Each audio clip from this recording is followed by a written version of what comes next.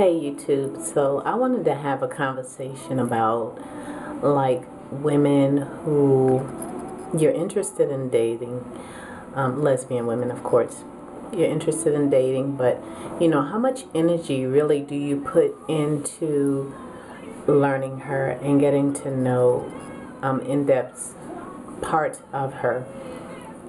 Because a lot of times we as lesbians, or I can speak for myself in my past, that when I would see a woman that I would be interested in, I would be floored most times by her look, by maybe her, I don't know, her physique. It could be a number of things, but I wouldn't really take a bunch of time to really sit down and talk to her and get to know the true her. And the true her is beyond what you see. She's the woman that you can't see physically. You have to see her in a different light, in a different way, from her soul rather than from her physique or from her look or appearance, because all too often we can dress up so well. We can put on the best makeup and hair and clothes and all of that stuff there, and we can really look the part of somebody else, but we're really not that person.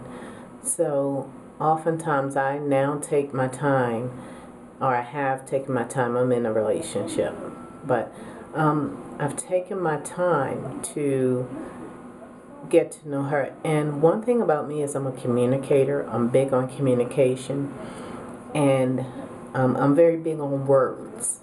We have so many words in the English dictionary that we don't use, and the ones we do use usually are negative towards each other. And so I have made it a practice to find as many positive words as I could to use towards myself and towards other people and my lover, my partner.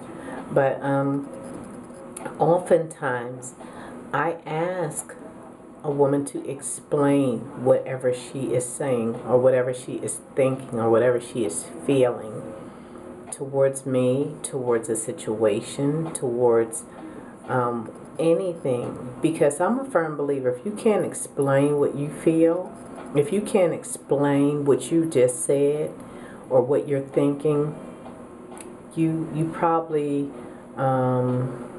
you got some work to do, and we all do. We all have work to do on ourselves. What makes a difference is if we're willing to do that work. And I'm a firm believer to thine own self be true with anything. And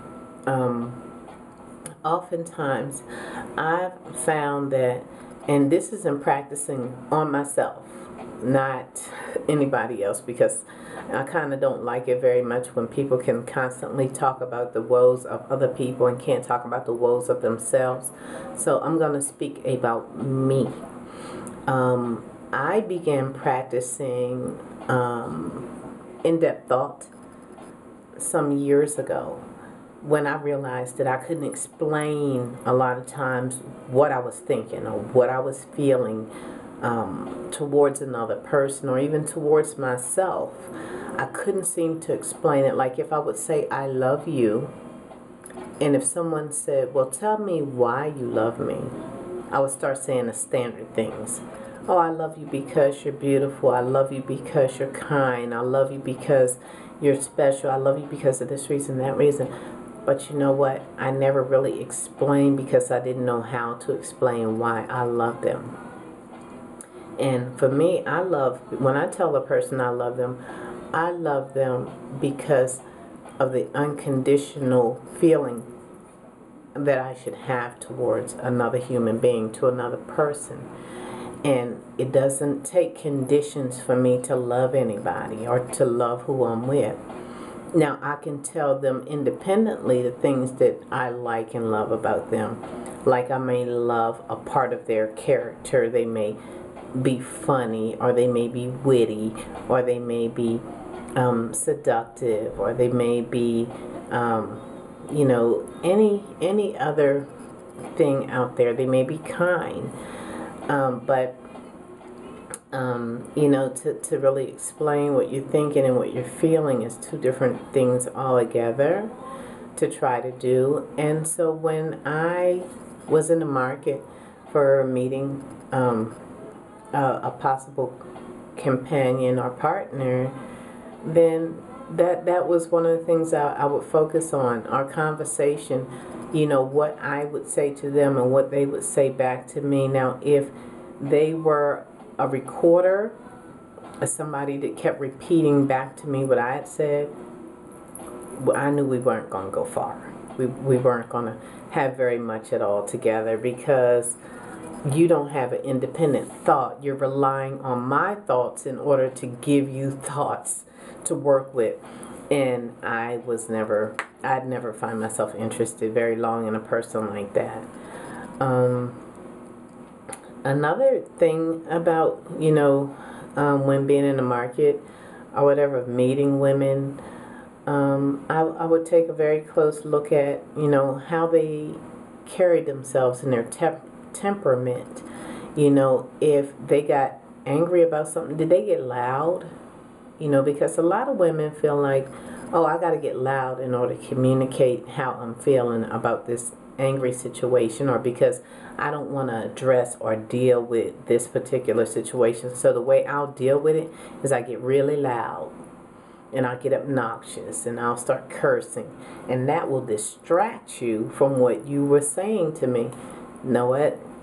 That's another type of person I never was interested in, and I still to the day refuse to deal with, because I feel like if there's a problem or a situation, we can come to a solution without loudness, without anger, and we can resolve it together. The two minds together are greater than one, and we should be able to resolve that situation.